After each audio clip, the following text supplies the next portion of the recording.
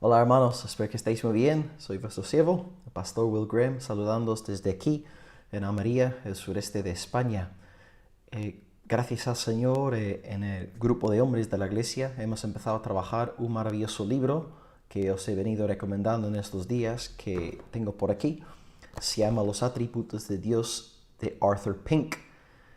En la última semana he recomendado este libro 2 o 3 veces. Vosotros que estáis aquí en España podéis conseguirlo en la casa editorial Peregrino. Sale a menos de 6 euros ahora mismo, ¿no?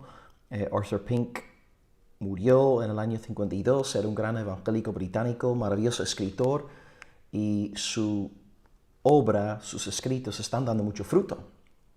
El varón, ¿no? Lleva más de, casi a 70 años, ¿no? En la tumba, y Dios sigue permitiendo que su legado sea fructuoso, porque él escribió en autoridad a la palabra de Dios, centrado en la gloria del Señor a través de Jesucristo. Y con razón, pues Dios honra a hombres así, ¿no? Si hablamos según la palabra que no perece, que no pasa, pues nuestras palabras también van a tener longevidad, van a permanecer. Las palabras de Dios permanecen para siempre, ¿no? La hierba se seca, la flor se cae, mas la palabra del Señor permanece para siempre.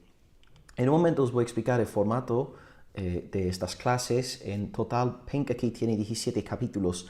Yo voy a hacer una serie de grabaciones de 17 semanas, una vez a la semana, si el Señor quiere, apartar una hora, porque bastantes hermanos habéis pedido que haga grabaciones al respecto para poder estudiar los atributos de Dios. Y yo creo que la idea es francamente maravillosa.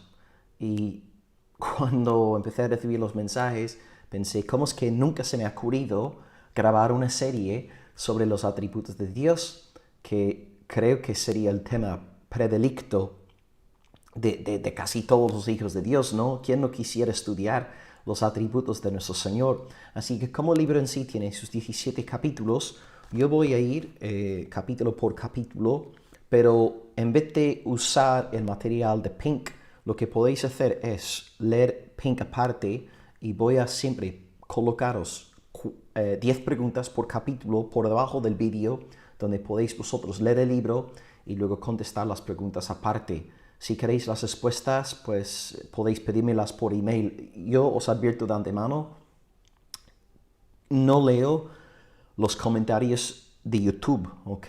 Ni en YouTube ni en Telegram leo los comentarios.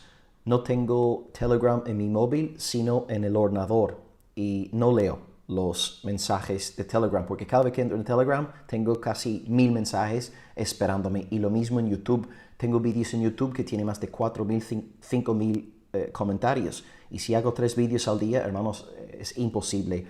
Leo los mensajes en mi bandeja de entrada, así que si me escribís por ahí, puedo enviaros las respuestas si las queréis, pero creo que vais a poder contestar las preguntas sin guerra, ¿no? Sin problemas, no son preguntas difíciles.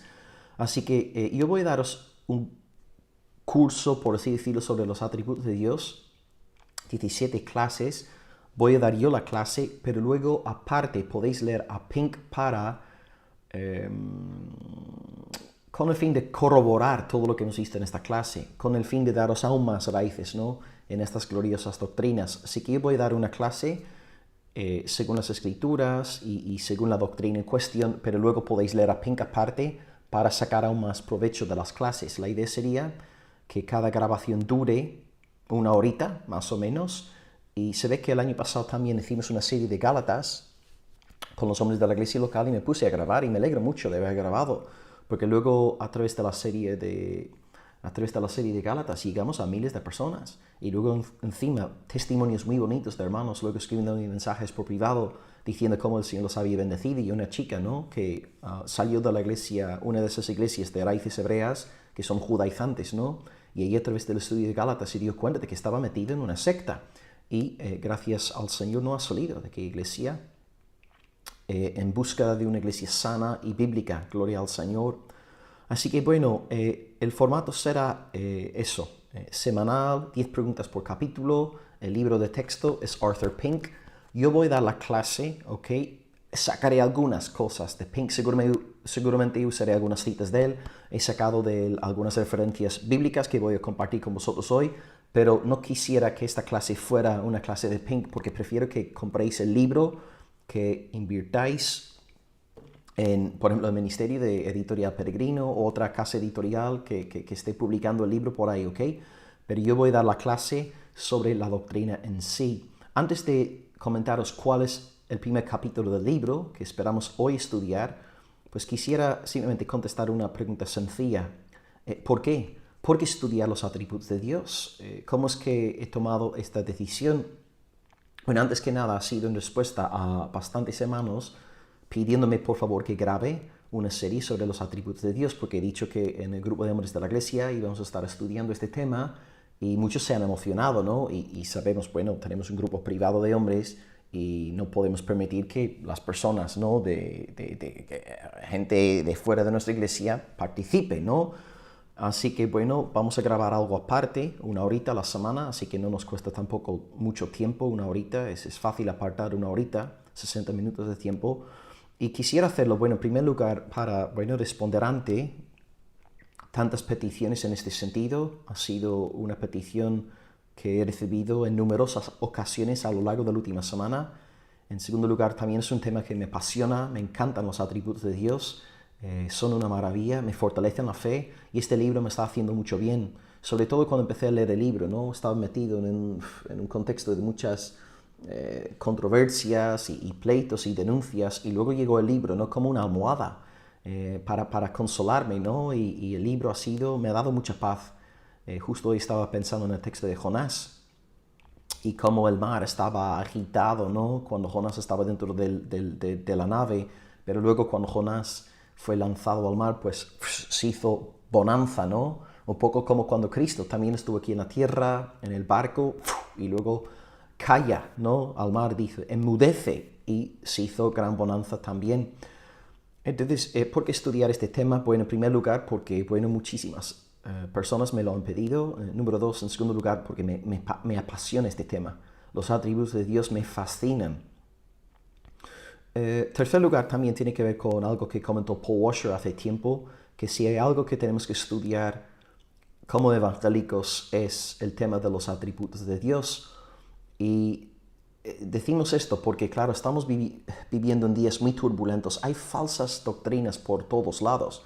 Tenemos a los judaizantes, a los solo Jesús, tenemos a los místicos con sus nuevas revelaciones cada 2x3, progresistas también aquí en España hay un montón, o sea, están por todos lados,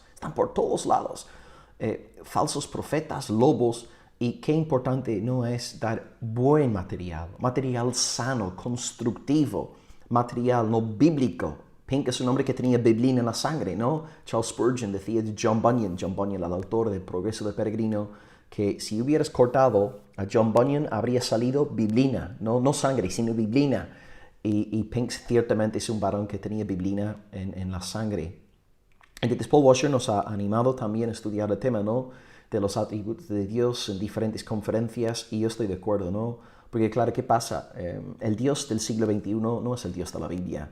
El Dios de hoy es un Dios blandengue, un Dios mariposita, un Dios muñeca de Barbie, un Dios descafeinado. No es el santo ser de las Escrituras, no es el Dios majestuoso, no es el Dios de la Reforma, el Dios de los puritanos. No, el Dios del siglo XXI que se está predicando es un Dios que ni siquiera es digno del nombre, ¿no?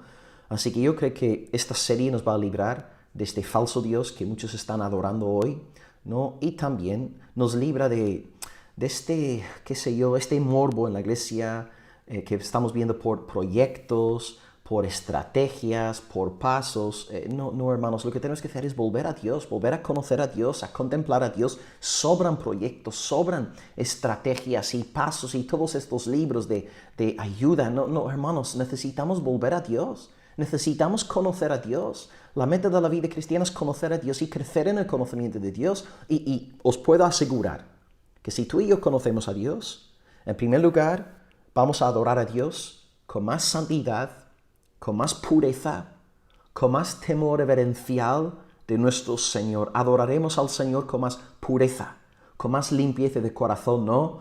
Y veremos a nuestro Dios como santo, majestuoso, sublime, alto, exaltado, ¿no? Necesitamos recuperar esta imagen bíblica de quién es el Dios verdadero. En segundo lugar, también creo que tendremos iglesias más alegres, iglesias más seguras de su salvación e iglesias más temerosas del Señor. Es que hay tanta mundanalidad en la iglesia contemporánea porque no conocen a Dios, no conocen a Dios, no han estudiado a Dios, no saben quién es Dios. Y por esta razón ahora todo el mundo se proclama cristiano. Y no, cuando hay verdadera conversión y verdadero conocimiento de Dios, hay temor del Señor, hay seguridad de la salvación, hay alegría, pero no alegría, esa alegría, estas risitas mundanas, no, alegría profunda, alegría que emana de satisfacción en Cristo, alegría que nos libra de vivir vidas cristianas amargadas, celosas, envidiosas, con ansias de poder, queriendo siempre pastorear y controlar y manipular a la iglesia, ¿no? Necesitamos iglesias así, iglesias sanas, iglesias sujetas a Dios, iglesias subordinadas al Señor. Así que yo creo que este estudio nos ayudará a adorar de forma más pura a nivel individual. En segundo lugar, tener iglesias más alegres, más santificadas, más seguras de su salvación, más temerosas de Dios. Y finalmente, en tercer lugar, creo que también el estudio de la gloria de Dios nos dará más pasión por su obra, ¿no? Cuando estudiamos la gloria de Dios y conocemos mejor a nuestro Señor, tenemos ganas de obedecerle, tenemos ganas de servirle. Ya no nos costará adorar, no nos costará leer la palabra, orar, no nos costará juntarnos con nuestros hermanos, estar juntos en cultos con comunión espiritual, ¿no? Y aquí no hay algo que estamos viendo, por ejemplo, hoy mucho en nuestros días. Tenemos un montón de gente ahora online, supuestos no creyentes que nunca están en la iglesia local, nunca tienen ningún tipo de relación con nadie en su iglesia local. Como muchos se presentan un domingo y ya está, y no los vemos, pero ahí están entre semana como grandes estrellas en la esfera digital, diciendo a todo el mundo lo que la iglesia tiene que hacer, lo que la iglesia no tiene que hacer. No, es que son payasos, son payasos. El que de verdad conoce a Dios está comprometido con la obra de Dios. Y si estás comprometido con la obra de Dios, estás comprometido con la iglesia local. ¿Okay? Ojalá todas esas personas que están online publicando sus vídeos, creyéndose no reformadores, ojalá tuviese más pasión por la obra de Dios, la iglesia de Dios, ¿no? Así que yo creo que esta serie va a servir para que, en primer lugar, a nivel personal, adoremos a Dios de forma más santa y pura. En segundo lugar, para tener iglesias más seguras y alegres. Y en tercer lugar, para fomentar en nosotros pasión por su obra, pasión por su iglesia, con todo lo que esto conlleva, ¿ok? Así que de nuevo, el libro de textos será Atributos de Dios de Arthur Pink. Será una serie de 17 semanas, una hora a la semana, si el Señor quiere. Y vamos a empezar con el primer capítulo y voy a poneros las preguntas aquí abajo de este vídeo. Tenéis las 10 preguntas. Y la primera sección del libro, a ver si lo podéis ver, se llama La soledad de Dios, ¿ok? Vamos a empezar hoy con la soledad de Dios. De nuevo, yo voy a dar la clase y luego podéis leer a Pink aparte para, de nuevo, sacar más jugo de la lección, porque no he querido que la clase sea una copia, una reproducción de lo que dice Pink. Prefiero dar la clase yo y luego aparte podéis leer a Pink. Así que voy a dividir la clase en 3 puntos hoy y luego acabaré con 3 aplicaciones también, o sea, para que la clase también sea práctica, no simplemente una clase teórica, doctrinal, sino una clase práctica. Tengo aquí 3 puntos y os los voy a leer ahora. Muy bien, ok. Número 1, el significado de la soledad de Dios. ¿Qué quiere decir la soledad de Dios? A lo mejor es una expresión extraña. ¿Qué queremos decir? ¿A qué aludimos con esta expresión, la soledad de Dios? En segundo lugar, la Trinidad ontológica. La Trinidad ontológica, no os preocupéis por esta palabra tan extraña, voy a definirla de forma muy sencilla en el segundo punto, ¿ok? La Trinidad ontológica. Básicamente lo que quiero decir con la Trinidad ontológica es la Trinidad independiente de la creación, ¿ok? La Trinidad en sí misma, ¿ok? La deidad misma, considerada aparte de todo lo creado, ¿ok? La Trinidad ontológica, vamos a pensar en esta maravilla. Y en tercer lugar, tercer punto de hoy, entonces, ¿por qué Dios decidió crear? ¿Ok? Porque Segundo punto, estaremos con la Trinidad ontológica, Dios independientemente de nosotros. Y luego, tercer punto, porque Dios decidió crear. Porque estamos hablando de la soledad de Dios, la independencia de Dios, la asidad de Dios. Si Dios es un Dios independiente, ¿por qué entonces decide crear? ¿Por qué? Si no nos necesita, ¿por qué nos crea? Y vamos a procurar contestar esta pregunta y luego daré 3 palabras de aplicación al acabar el estudio, ¿ok? Así que espero que la clase dé buen fruto, espero que sea de gran ánimo para todos vosotros y de nuevo, que Dios, ¿no? Que Dios alumbre, que Dios ilumine nuestros corazones para volver a ver a Dios como este Dios de la Biblia, este Dios de las Escrituras, grande, digno de ser alabado, ¿no? Este Dios temible, este Dios que es fuego consumidor, el Dios tierno, clemente, paciente, pero el Dios santo, augusto, majestuoso. Recuperemos al Dios bíblico, amén. Pues bien, pues vamos a empezar entonces esta primera clase, la soledad de Dios, y voy a empezar con el significado. ¿Qué quiere decir Arthur Pink cuando habla en el primer capítulo de este libro sobre la soledad de Dios? Bueno, la soledad de Dios podríamos traducir este término como la independencia de Dios. Dios es independiente.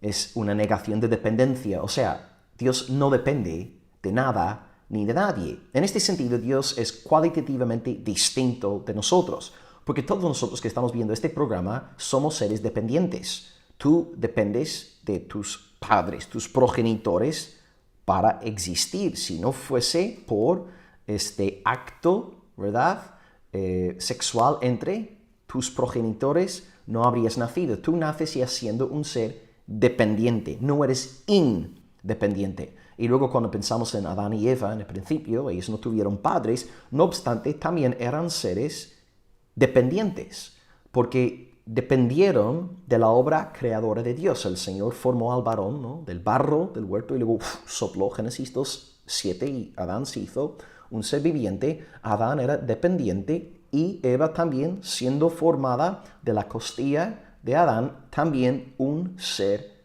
dependiente. El ser humano es dependiente, todo lo creado es dependiente, los animales son dependientes, todo lo que hay en este universo, todo lo creado, todo es dependiente. Dios es independiente, Dios no depende de nada, Dios no depende de nadie. Y en este sentido, aludimos a Dios como independiente. La soledad de Dios, es decir, que Dios existe independientemente de todo, es que no depende de nada para existir. El término técnico, teológico aquí, es la asidad de Dios. La asidad de Dios. Voy a deletrear aquí esta palabra rara también. A-S-E-I-D-A-D.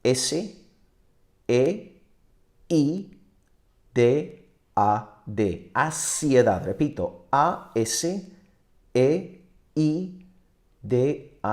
La asidad de Dios, que proviene del latín, que quiere decir de sí mismo. O sea, la existencia de Dios es de sí mismo. O sea, Dios no depende de nadie fuera de sí mismo para existir, lo cual es absolutamente imposible para un ser creado entender. Nosotros no podemos entender esto, porque todo lo que conocemos en este universo es dependencia.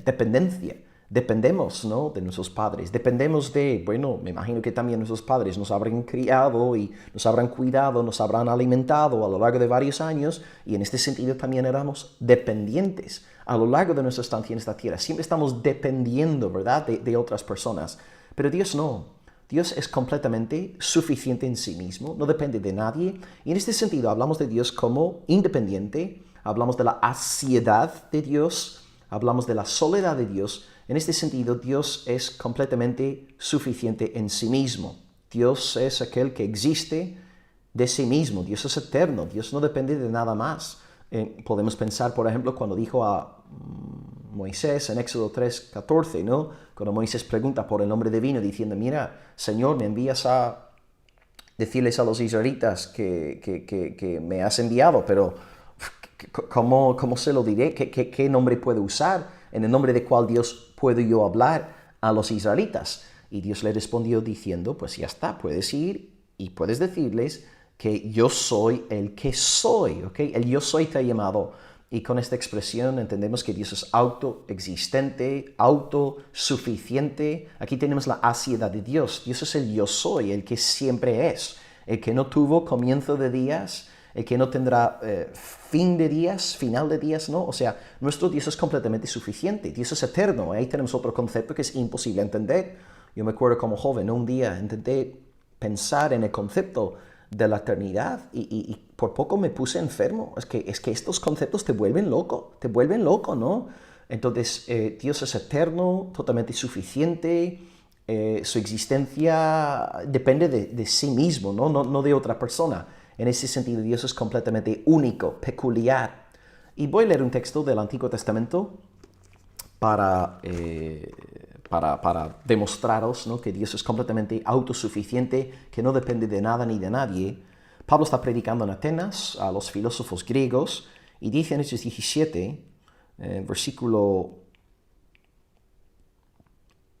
voy a leer del versículo 24, Hechos 17, 24 dice: el Dios que hizo el mundo y todas las cosas que en él hay, siendo Señor del cielo y de la tierra, no habita en templos hechos por manos humanas, ni es honrado por manos de hombres, como si necesitase de algo, pues Él es quien da a todos vida y aliento y todas las cosas. Entonces aquí Pablo niega rotundamente que Dios tenga necesidad de algo, ¿no? Dice, como si Dios necesitara de algo. Dios no necesita nada, sino que Dios es quien nos da abundancia de todas las cosas. Dios no necesita que yo le adore para que Él sea Dios. Dios no necesita que yo le dé cosas para que Él sea glorificado. No, todo es del Señor, y yo no añado ni una mota de polvo a la gloria de Dios por adorarlo. Dios es infinitamente glorioso con mi adoración o sin mi adoración. Dios no necesita de nada. Dios es suficiente en sí mismo. Así que, en primer lugar, ¿qué quiere decir Arthur Pink cuando alude a la soledad de Dios?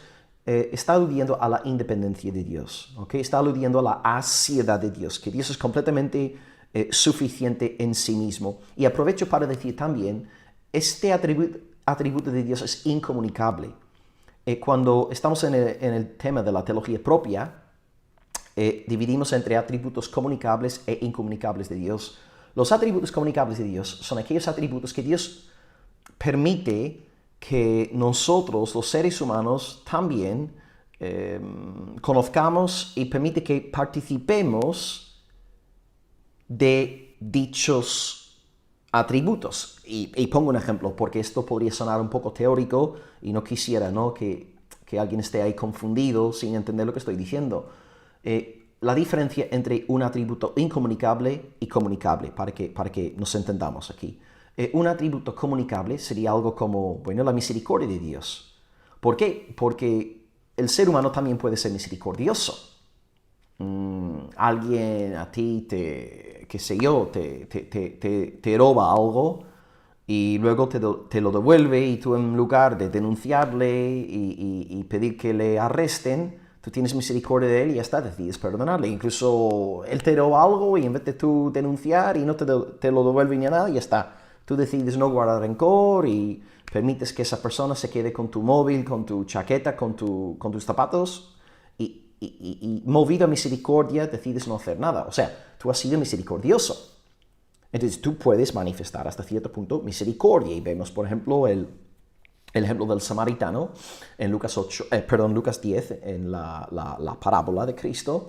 El samaritano que fue movido a la misericordia. Un ser humano puede ser misericordioso. Pero en cuanto a los atributos incomunicables de Dios, el ser humano no pinta nada. El ser humano no puede compartir estos atributos. Por ejemplo, estamos aquí tocando el tema de la independencia de Dios, la aseidad de Dios. Pues como acabo de deciros, nosotros todos somos seres dependientes. Todos dependemos de nuestros padres. Somos seres dependientes. Y esto significa que no podemos compartir el atributo de la independencia de Dios. Es imposible.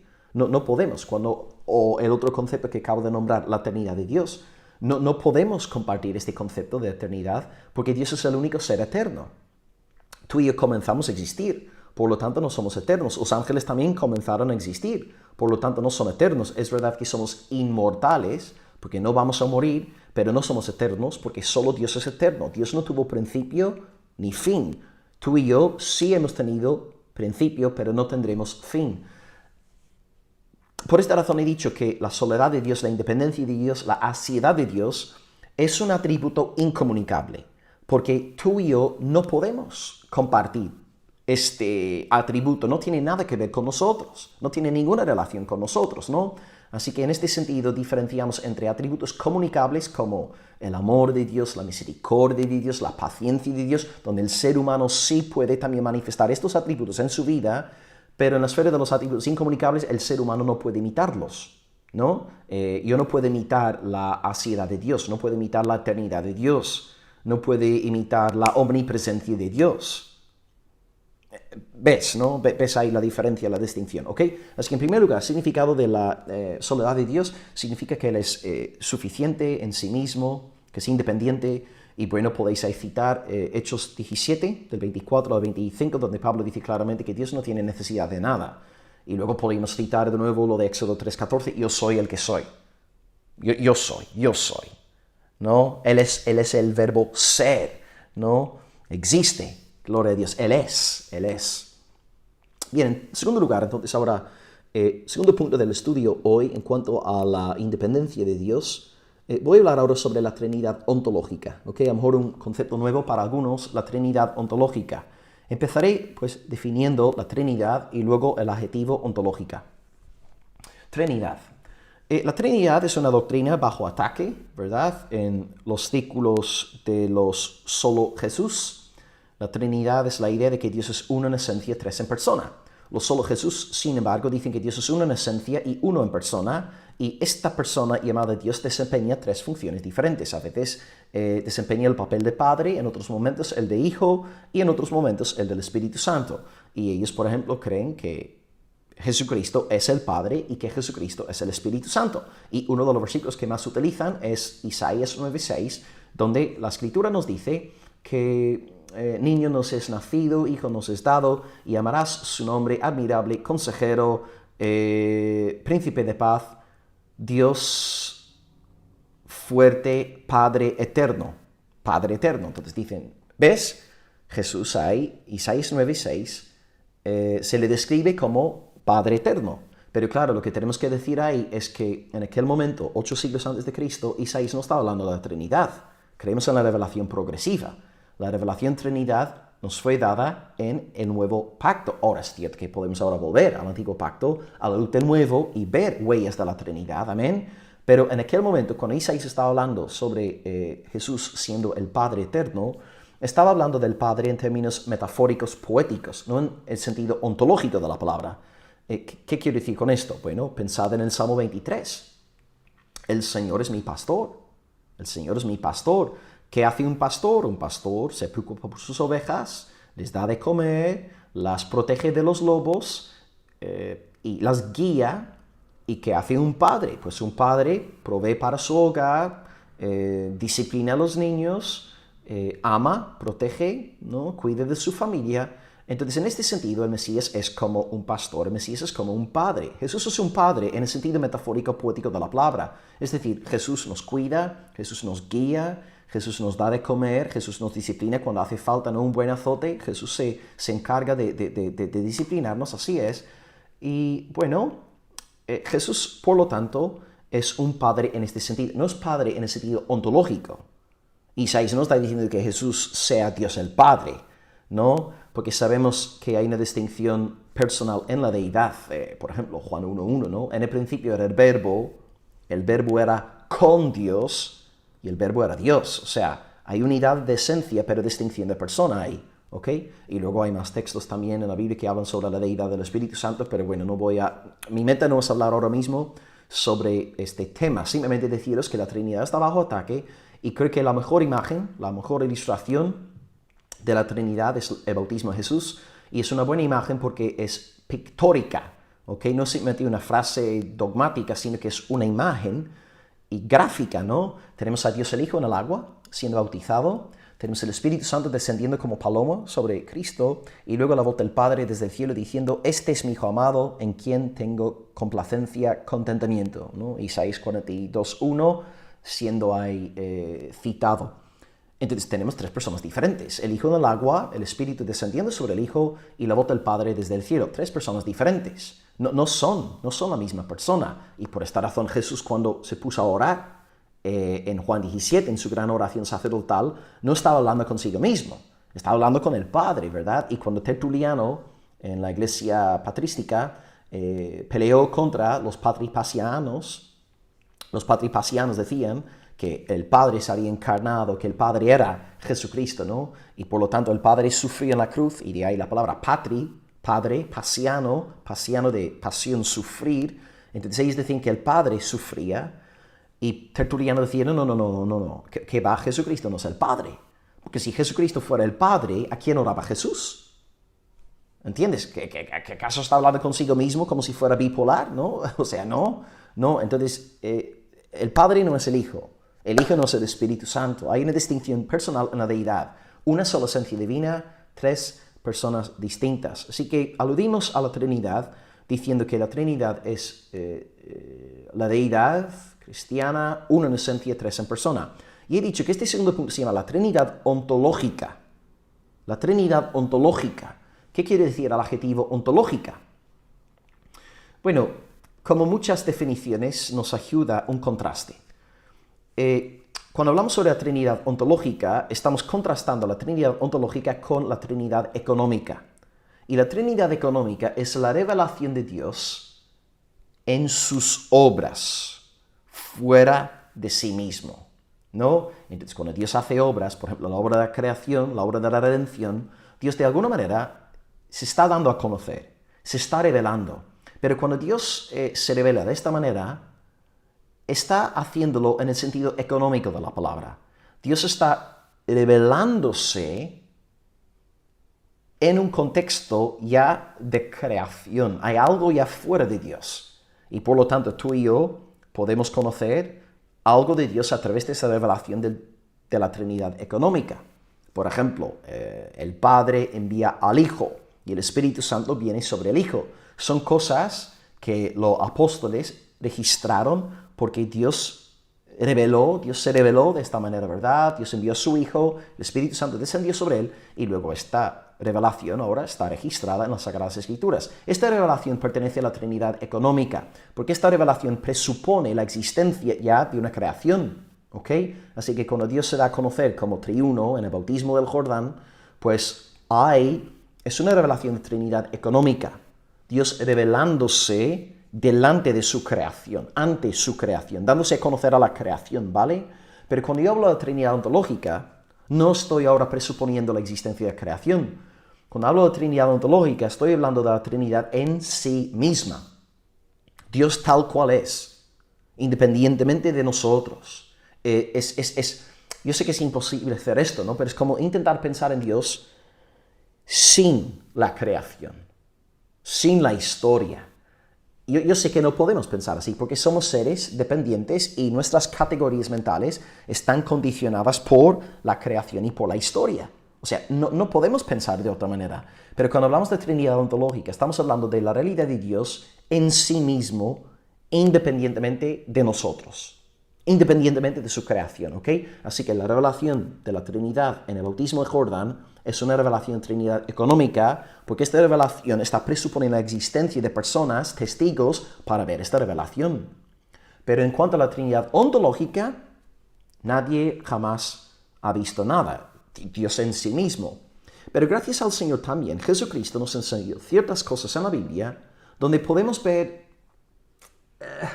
destellos de verdad en cuanto a la relación trinitaria antes de la creación del mundo. Porque Génesis 1:1, ¿no? Arranca diciendo, primer versículo de la Biblia, en el principio creó Dios los cielos y la tierra. Entonces este versículo nos enseña que antes de que el mundo comenzara a existir, antes de que Dios formase el universo, Dios ya era. Dios ya existía. En el principio creó Dios los cielos y la tierra. Entonces antes de que existiesen los cielos y la tierra, Dios ya era. Dios ya existía. Entonces, ¿cómo era esa relación? ¿Cómo era esa Trinidad ontológica? Esa Trinidad en sí misma, independientemente de los cielos, de la tierra, de los seres humanos, etc. Pues hay algunas verdades sueltas en la Biblia donde sí tenemos ciertas pistas de cómo era la comunión trinitaria de Dios antes de crear el mundo. Y voy a citaros aquí, dos pasajes de una oración de Jesús en Juan 17, un pasaje que acabo de citar, hablando de Tertuliano, la vida de oración de Jesús. Jesús dice en esta oración antes de ser luego entregado a Pilato para ser crucificado, Juan 17, versículo 5 dice: Ahora pues, Padre, glorifícame tú al lado tuyo con aquella gloria que tuve contigo antes que el mundo fuese. Ahí está la frase que hay que subrayar. Antes que el mundo fuese. Aquí tenemos una alusión a la Trinidad ontológica, independientemente de la creación. Cristo aquí alude a una gloria que tuvo con el Padre antes de la fundación del mundo. Aprendemos entonces de este dato que antes del mundo ser creado, hubo una relación de gloria. Había gloria en el seno de la Trinidad. Y más adelante, en el 24, dice Jesús: Padre, aquellos que me has dado, quiero que donde yo estoy, ellos también estén, para que vean mi gloria que me has dado, porque me has amado antes de la fundación del mundo. Esta oración nos enseña dos cosas sobre la realidad de la Trinidad ontológica. Dios antes de crear todas las cosas. En la Trinidad ontológica encontramos gloria y encontramos amor. Entonces, el Padre amaba al Hijo y el Hijo estaba rodeado de gloria. Y es esta gloria que Cristo, cuando se encarnó para vivir entre nosotros, que Pablo en Filipenses 2 dice que Cristo se despojó, a sí mismo. Es cuando Pablo está hablando de este acto de despojarse, está haciendo referencia a esta gloria divina, que durante unos momentos, en el monte de la transfiguración, en Mateo 17, Pedro, Jacobo y Juan consiguieron ver algo, saborear algo de esta gloria eterna de Cristo, pero solamente unos momentos. Y Cristo se deshizo, Cristo se despojó de aquella gloria. No es que Cristo dejara de ser Dios, como algunos dicen en cultos de oración: hoy gracias Jesús porque tú te despojaste de tu divinidad. No, error. Cristo no dejó de ser Dios en ningún momento. Cristo se despojó de esta gloria que tenía antes de la fundación del mundo, y en aquel momento de la transfiguración, durante unos instantes, volvió a resplandecer como antes. Y luego esperó, hasta no resucitar y luego ascender al Padre después de 40 días en la tierra, enseñando a los discípulos. Luego volvió a recibir aquella gloria que había conocido antes de él encarnarse con el Padre. Esto nos revela que la Trinidad ontológica es una Trinidad caracterizada por amor y caracterizada también por gloria. Y es por esta razón también que tú y yo creemos en la doctrina del amor de Dios, porque a veces los cristianos como que nos acostumbramos al amor de Dios sin darnos cuenta de que en otras religiones no existe un atributo, el atributo de amor en Dios. Porque si tú piensas en un Dios no trinitario, un Dios solitario, un Dios que es una sola persona, no tres personas, pues ¿a quién amaba Dios antes de crear al mundo? Pues no amaba a nadie, porque no había nadie ahí para amar, pero en la Trinidad tenemos la doctrina eterna de que Dios siempre amó a su Hijo, el Padre siempre amado al Hijo y el Espíritu Santo, el Hijo siempre amado al Padre y al Espíritu, y el Espíritu siempre amado al Padre y al Hijo. Entonces es normal que creamos en la doctrina del amor de Dios, porque nuestro Dios es un Dios trinitario, El amor exige multiplicidad en relación, ¿verdad? Yo necesito la existencia de mi esposa para poder amar a mi esposa, ¿verdad? Entonces el amor sale de uno hacia otro. Y así también en Dios tenemos en la Trinidad ontológica esta doctrina del amor eterno de Dios. Y por esta razón los cristianos creemos que Dios es un Dios de amor, porque Dios es un Dios trinitario. Porque si no fuera un Dios trinitario, ¿cómo podría amar? Así que en cuanto a la Trinidad ontológica, Dios era glorioso en su ser, Dios era amoroso también, Dios se deleitaba, en esta comunión trinitaria antes de crear el mundo. Bien, y ahora pasamos al tercer punto. Si todo lo que estoy diciendo es así, si Dios estaba en sí mismo, repleto de amor, repleto de gloria, satisfecho, contento, autosuficiente, sin necesidad de nada, sin necesidad de nadie. Entonces, número 3, punto 3 del estudio hoy, una pregunta. ¿Por qué Dios decidió crear? ¿Por qué Dios decidió crear? Porque según lo que estoy diciendo, si Dios es autosuficiente, glorioso en sí mismo, lleno de amor, el Padre amando al Hijo, el Hijo al Espíritu y viceversa, entonces, ¿por qué crear? Si Dios ya estaba perfectamente suficiente en sí mismo. Porque hay algunas personas que a lo mejor podrían llevarnos a creer que, si tú no existieras, Dios estaría muy triste. No, ¿qué va? Si Dios no hubiera creado la raza humana, estaría perfectamente feliz y satisfecho. Entonces, ¿por qué? Porque la creación. Si Dios es independiente, si Dios es autosuficiente, ¿por qué Dios creó todo lo que hay en este universo? ¿Por qué decidió crear? Bueno, voy a leer un texto del Antiguo Testamento y otro del Nuevo para contestar esta pregunta. Y el texto del Antiguo Testamento es bastante fuerte y está en Proverbios 16, versículo 4. ¿Por qué Dios creó? ¿Por qué? Dice Proverbios 16, 4. Todas las cosas ha hecho el Señor para sí mismo, y aun al impío para el día malo. Repito, para que quede bien claro. Todas las cosas ha hecho el Señor para sí mismo, y aun al impío para el día malo. Dios ha creado todas las cosas para sí mismo, para su gloria. Porque la creación, para la gloria de Dios. Dios quiso glorificarse a sí mismo en la creación. Quería exhibir su gloria.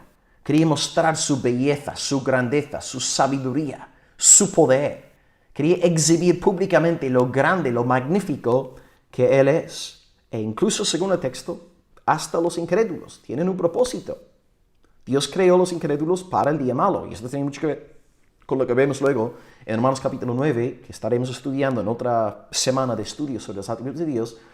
Sí, Dios creó a sus hijos con el fin de ser glorificados en ellos. Y a través de la salvación de los hijos de Dios, su gracia, su amor, su misericordia serán eternamente exaltados y glorificados. Pero también creó a los incrédulos, a los impíos, con el fin de que su perfecta santidad y justicia fuesen loadas, glorificadas, magnificadas a través de su destrucción eterna en el infierno. O sea, todo Dios ha creado. O sea, no debemos pensar que los incrédulos no van a glorificar a Dios, o que Satanás y sus demonios no van a glorificar a Dios. Jonathan Edwards, ¿no? De hecho, predicó un sermón entero con un título largo diciendo cómo la condenación de los impíos resaltará la gloria eterna de Dios, algo así, un título larguillo, ¿no? Como típico en el siglo XVIII. Pero no, los incrédulos, según el texto que acabo de leer, van a glorificar a Dios. Ahora, no queriendo, ¿no? Y al ser destruidos, pero su destrucción servirá para que la perfecta santidad y justicia de Dios sean elogiadas y exhibidas por los siglos de los siglos. Y en nuestro caso, en el caso de los redimidos, su amor, su misericordia, su gracia serán alabadas, aleluya, por las largas edades de la eternidad. Así que ahí tenéis un texto de Proverbios 16:4 y también uno del Nuevo, Efesios 1:11, que es un texto mejor más conocido, Efesios 1, que es un capítulo realmente digno de memorizarse. No habla sobre la predestinación del Señor en términos muy abiertos. Y dice Pablo aquí, Efesios 1:11, Nuevo Testamento dice, en Cristo tuvimos herencia, habiendo sido predestinados conforme al propósito del que hace todas las cosas según el designio de su voluntad, a fin de que seamos para alabanza de su gloria, nosotros los que esperábamos en Cristo. Entonces la idea es que, una vez más, Dios crea todas las cosas según su buena voluntad, porque sí, ha querido, y también lo hace con el fin de ser glorificado. Y sobre todo Pablo está pensando aquí en los escogidos, en los salvos, en los redimidos en Cristo. Entonces tu existencia sirve para que Dios sea glorificado, porque a través de ti se ve la belleza de Dios, la sabiduría de Dios, la inteligencia de Dios, y no solamente a través de ti, sino también a través de toda la creación. Yo tengo aquí una vista maravillosa, ¿no? De las cuestas, las colinas, está el cielo ahora nublado, ¿no? Pero todo lo que estoy viendo a través aquí de las ventanas es hermoso. Y revela la sabiduría, la inteligencia, la magnificencia del Señor nuestro Dios, ¿no? Salmo 19, ¿no? Los cielos anuncian la gloria del Señor y el firmamento, ¿no? La obra de sus manos. ¡Wow! Dios se revela en la creación, como Romanos 1, 19 nos enseña. Así que Dios ha creado todas las cosas para su gloria. Lo vemos en Proverbios 16:4, lo vemos en Efesios 1:11 y concretamente en el caso de los creyentes, su gracia, su amor, su misericordia, ¿verdad? Se exhiben de forma muy potente a través de nuestras vidas. También hay otro versículo que leí con mi esposa ayer en nuestro tiempo devocional. Estuvimos en Isaías, en el Antiguo Testamento, y luego en Gálatas, en el Nuevo Testamento, aunque también hemos empezado ya Efesios. Isaías 43, versículo 7, dice algo hermoso, que es un versículo que podemos aplicar, ¿no? a todas nuestras vidas. Y dice la palabra del Señor aquí, algo parecido a Efesios 1:11. Dios dice en Isaías 43, 7, todos los llamados de mi nombre, para gloria mía, los he creado, los formé y los hice. ¡Wow! Todos los llamados de mi nombre, para gloria mía, los he creado, los formé y los hice. ¿Por qué existes tú? Para la gloria de tu Dios. ¿Por qué fuiste formado? Porque Dios quiso glorificarse a través de ti. ¿Por qué Dios te hizo? Porque Dios ha querido que tú seas para la alabanza de la gloria de su soberana gracia. Entonces, ¿por qué Dios decidió crear? Dios decidió crear para glorificarse. Glorificarse. También Apocalipsis 4:11 nos recuerda que todas las cosas Dios las ha hecho para sí mismo, ¿ok? Dios es el eje. Dios es el centro de la creación, no nosotros. Por eso la teología centrada en el hombre es una maldición, es una plaga. Toda la Biblia nos apunta, no hacia Dios, la gloria de Dios, nos lleva a un lugar más allá de nosotros mismos, nos libra de nosotros mismos. Así que Dios ha creado todo para su propia gloria, y es más, en la teología sistemática de Wayne Grudem, que es un libro muy bonito, él tiene un capítulo también, un subpunto sobre la aseidad de Dios, y él añade un dato más en su estudio de la aseidad de Dios. Y Wayne Grudem dice que Dios no solamente crea para glorificarse a sí mismo, sino que crea con el fin de gozarse en su creación. Y enseguida pensé en una canción que habíamos cantado en la iglesia hace poco. Es una canción basada en Sofonías 3, 17 y 18, donde Dios dice textualmente que Él va a regocijarse en su pueblo, que Él va a danzar, Él va a bailar con cánticos, ¿no? Sobre su pueblo, viendo a su pueblo. Entonces Dios no solamente se glorifica a sí mismo a través de la creación, sino que al mismo tiempo Él ha querido gozarse en nosotros, de forma soberana, de forma libre, porque no tiene necesidad de nosotros, pero Él ha querido, ¿no? Gozarse, regocijarse, alegrarse en nosotros. Bendito sea su nombre. Y luego hay otro texto muy hermoso, ya que estoy en Isaías, voy a aprovechar y leerlo. Es un texto que ha puesto Grudem en su libro. Isaías 62, versículo 3, hablando al pueblo del Señor, dice, tú serás corona de gloria en la mano del Señor, y diadema de reino en la mano del Dios tuyo.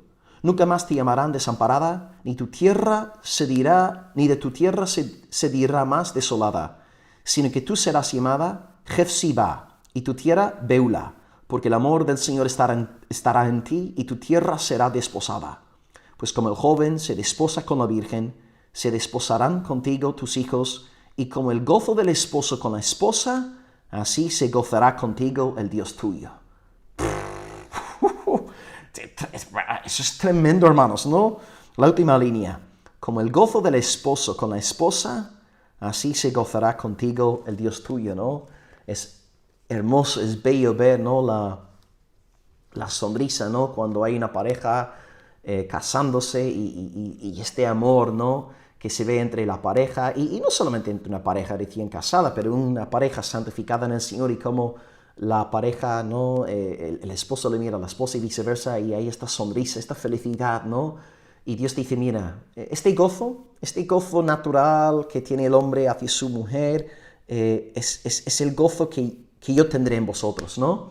Y Grudem dice en el libro, ¿no? En su libro Teología Sistemática, dice, wow, qué cosas, ¿no? Como que, ¿qué propósito más alto podría haber en la vida que vivir para el gozo de Dios?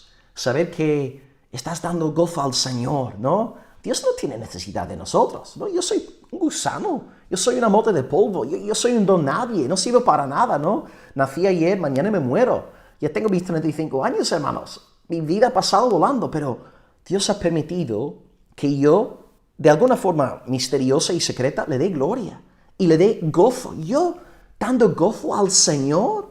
Pero sí, así, eso es lo que dice la palabra de Dios, ¿no? Sofonías, Isaías, gloria al nombre de Dios. Así que esto tiene que animarnos, estimularnos a vivir para la gloria de nuestro Señor y también a gozarnos en Él. Y me encanta, ¿no? La primera pregunta del Catecismo de Westminster: ¿cuál es el fin principal y más noble del hombre? El fin principal y más noble del hombre es glorificar a Dios y gozar de Él para siempre. Amén. Así que, hermanos, gocémonos de nuestro Dios, gocémonos en Él y en el Cordero. Así que hemos visto 3 puntos en esta primera clase sobre la soledad de Dios, la independencia de Dios, la ansiedad de Dios. En primer lugar, ¿qué significa la soledad? Bueno, significa que Dios es independiente, autosuficiente. En segundo lugar, hablamos sobre la Trinidad ontológica, explicando que Dios, aún antes de crear todo lo que hay, existía en su ser eterno, en un estado de gloria, en un estado de amor, abundante, rico, profundo, y de este gran amor luego creó todas las cosas. Y en tercer lugar, ¿por qué Dios decidió crear? Si estaba autosuficiente, si estaba feliz en sí mismo, bueno, creó con el fin de glorificarse a sí mismo, incluso en los vasos de destrucción, incluso en los impíos, como ha dicho el texto ahí en Proverbios 16:4, y Dios también ha creado con el fin de gozarse en su creación. Dios ha querido gozarse, alegrarse en nosotros, según las profecías de Sofonías 3 e Isaías 62. Bien, voy a acabar con 3 palabras de aplicación, con el fin de animaros y con el fin de que esta lección dé fruto en vuestros corazones. La meta es que esta doctrina, ¿no?, transforme nuestros corazones. 3 cosas. Ok, primera palabra de aplicación. En primer lugar, hermano, hermana, descansa en la grandeza de tu Creador. Descansa en su grandeza. Nosotros estamos viviendo en una época, ¿no?, covidiana, vemos el COVID por todos lados, esta plaga, y no solamente fuera de la iglesia está la plaga y luego muchísimos enemigos. Dentro de la iglesia tenemos un sinfín de sectas, falsas religiones. Ya antes hablé de los solo Jesús, los judaizantes, los místicos, los progresistas, la teología de prosperidad, la confesión positiva, la guerra espiritual, los apóstoles, y podría seguir y seguir, ¿verdad? Pero gracias a Dios, nuestro Dios está en el trono. Él ha hecho todo lo que ha querido. Él reina, ¿no? Y Él se ríe de sus enemigos, según Salmo 2, versículo 4. Él está en el trono, Él reina. Y nadie va a prevalecer contra Él. Las puertas del Hades no podrán prevalecer contra la iglesia de Jesucristo. Descansa hoy en tu Dios. Porque por más que Satanás ruja, Dios es fiel, Dios es poderoso, Dios es totalmente autosuficiente y Dios no teme. Dios, muchas veces nosotros tenemos temor porque no tenemos ojos de fe. No vemos la mano de Dios en ciertas situaciones. Pero si viviéramos a la gloria de Dios, no nos vendríamos para abajo en momentos de tensión. Estaríamos felices. Estaríamos contentos en el Señor, depositando toda nuestra confianza en Él. Dios no tiene temor. Dios no está preocupado por sus enemigos. Dios no está ahí, oh no, espero que el Partido Demócrata en los Estados Unidos acabe conmigo. Espero que la gente siga creyendo en mí. Para nada, hermanos. Nuestro Dios es santo, nuestro Dios es majestuoso, su nombre es elevado, es altísimo. No, nuestro Dios es rey sobre todo. Así que, hermano, descansa en la gloria de tu Dios, descansa en la grandeza, descansa en la supremacía, la primacía del Señor tu Dios, descansa en la ansiedad de Dios. Y fíjate también, todos los enemigos de Dios que hay, todos son creación suya. Joe Biden, Kamala Harris, son creación de Dios. ¿Cómo va el barro a acabar con el alfarero? Ni en broma. El alfarero es el que tiene potencia. Él pone las normas. Gloria a Dios. Y hasta los propios impíos están sin saberlo llevando a cabo su propósito. Pensad, hermanos, en José, sus hermanos, ¿no?, que lo vendieron y acabó ahí en Egipto. Fue Dios, de forma providencial, orquestando toda aquella situación.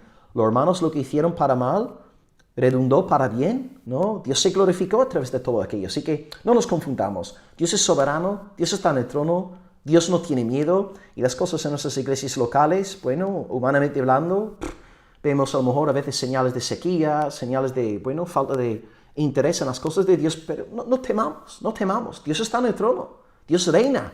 Y aunque todos abandonen al Señor, aunque todos se aparten de Él, el Señor se encargará de guardar a 7,000 que no se han doblado la rodilla delante de Baal. Siempre habrá un remanente, siempre habrá un pueblo fiel, y cuando venga el Hijo del Hombre, enviará a sus santos ángeles para que recojan a sus escogidos de los 4 vientos. Habrá pueblo de Dios cuando vuelva Jesucristo.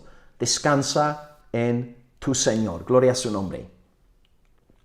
Segunda aplicación hoy, número 2, alaba a tu Creador. Alaba a tu Creador.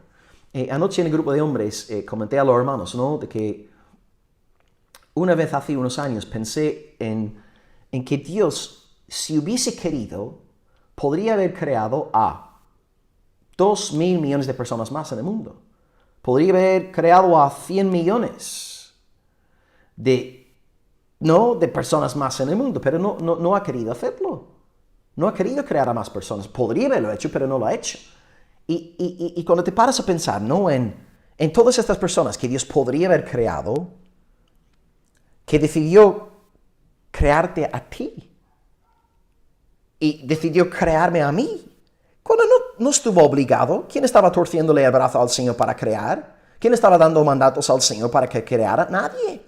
Y Dios, en vez de crear a millones y millones de otras personas, no lo ha hecho. Ha decidido crearte a ti.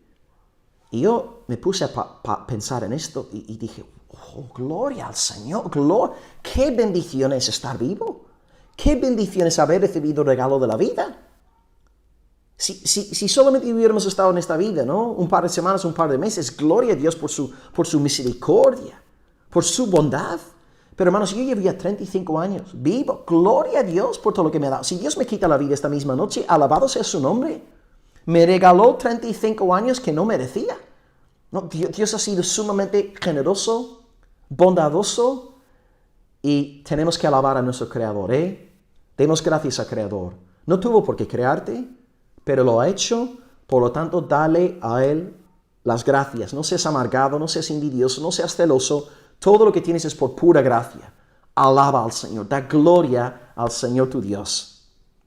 Y finalmente, para acabar, como no, tercer punto, llevamos ya una horita, así que voy a acabar ahora. Da gracias a tu Redentor. Da gracias a tu Redentor. Porque Dios no solamente ha querido crearte para su gloria, sino que al mismo tiempo ha querido salvarte para su gloria, como leímos en Efesios 1:11. Él podría haberte creado como aquel impío de Proverbios 16:4, como aquellos vasos de deshonra de Romanos 9, para luego dejarte en tus pecados y permitir que perezcas por la eternidad.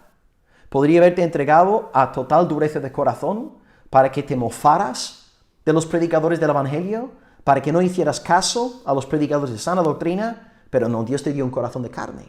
Envió su Espíritu Santo para transformarte. Envió su Hijo para comprar tu salvación por completo en la cruz.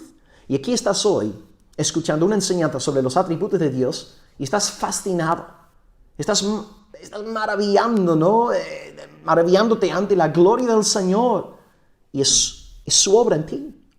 Da gloria a Dios por ser tu Redentor. Así que sí, por un lado tenemos que alabar a Dios por la creación y por Él habernos creado. No tuvo por qué hacerlo, pero además de crearnos, nos dio el don de dones, nos dio el don de Jesucristo, nos dio el don del Espíritu Santo, nos ha dado la salvación completada y consumada en Cristo.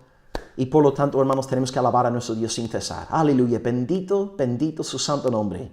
Da gracias al Padre por Jesucristo, da gracias al Padre por el Espíritu Santo, por haberte salvado. Gloria a su santo nombre. Y ahora, ya que eres un objeto del afecto cariñoso de Dios, después de partir de este mundo, tú vas a poder, gracias a Cristo y gracias al Espíritu Santo, vas a poder morar en esta bendita gloria y amor intratrinitario por los siglos de los siglos.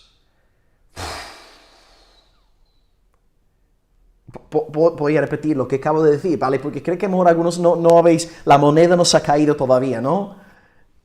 Tú vas a poder, gracias al Hijo y gracias al Espíritu Santo, estar con esta Trinidad caracterizada por amor, caracterizada por gloria y tú vas a poder morar eternamente en comunión perfecta con el Dios Trino por toda la eternidad. Gloria a Dios, hermanos. Aleluya. Bendito sea su santo nombre.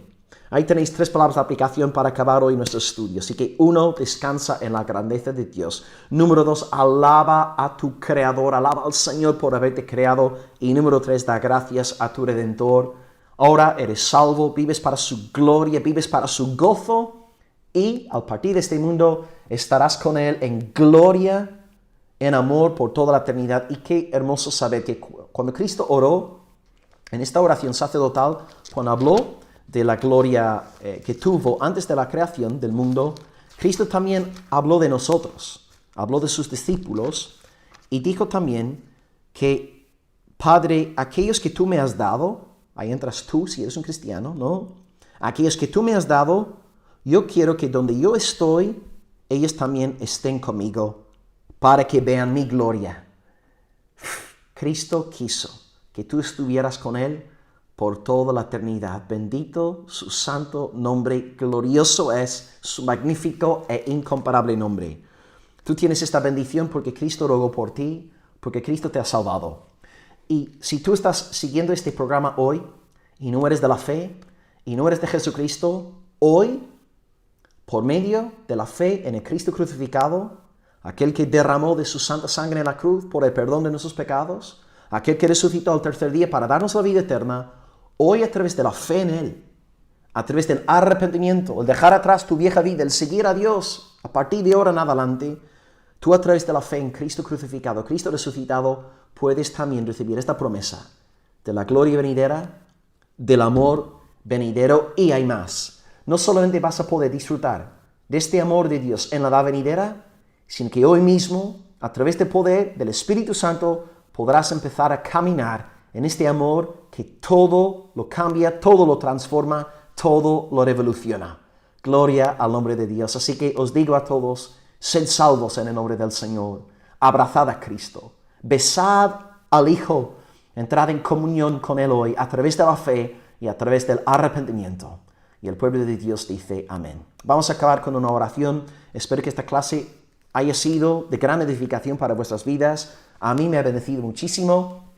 Y espero que a partir de hoy en adelante que entendáis, ¿no?, todo el tema de la soledad de Dios, la independencia de Dios, la asiduidad de Dios. Y luego la semana que viene, mismo día, misma hora, estaré haciendo una grabación sobre los decretos de Dios, ¿ok? Capítulo 2 del libro de Arthur Pink. Oremos al Señor y luego vamos aquí apagando. Aleluya. Pues gracias, amado Padre, por esta enseñanza que nos has dado hoy. Te damos gloria, Padre, porque no estuviste bajo ningún tipo de obligación a la hora de crearnos, pero aún así quisiste hacerlo. Estando tú, Señor, completamente suficiente en ti mismo, perfecto en ti mismo, quisiste crearnos para tu gloria y para darte gozo. Has querido gloriarte en nosotros, gozarte en nosotros, alegrarte en nosotros. Y Señor, rogamos, Padre, que nosotros también respondamos a ti hoy, a través de esta enseñanza, gozándonos también en ti, glorificándote a ti, Señor. Queremos vivir para ti, tu gloria, tu fama, tu nombre, según está escrito en Isaías 43, versículo 7. Padre, da a todos los creyentes que nos están siguiendo esta visión de tu grandeza, de tu magnificencia, y que te sigan, Señor, que te aman, que te amen, que te bendigan todos los días, desde ahora y hasta el día de la eternidad. Señor, rogamos por la salvación de los incrédulos que nos están viendo. En estos días de pandemia sabemos que sigues añadiendo a la iglesia a través también muchas veces de redes sociales, estudios como este, y pedimos que a través de esta clase, esta grabación, que tú salves, que tú extiendas tu mano y que agregues, que añadas al arca las almas que han de ser salvadas. Rogamos todo esto en tu nombre y te damos gracias hoy por habernos enseñado una vez más destellos de tu gloria, facetas hermosas de tu carácter. Te damos alabanza en el nombre de Cristo Jesús y el pueblo de Dios dice amén y amén. Pues muchísimas gracias por todo, hermanos. Un saludo como siempre desde Almería, sureste de España. Si estáis por aquí, por favor, podéis visitarnos en la iglesia. Sería una pasada recibiros y alabar a Dios todos juntos. Y voy aquí apagando. Y como siempre, como no, Soli Deo Gloria. Amén. Hasta luego.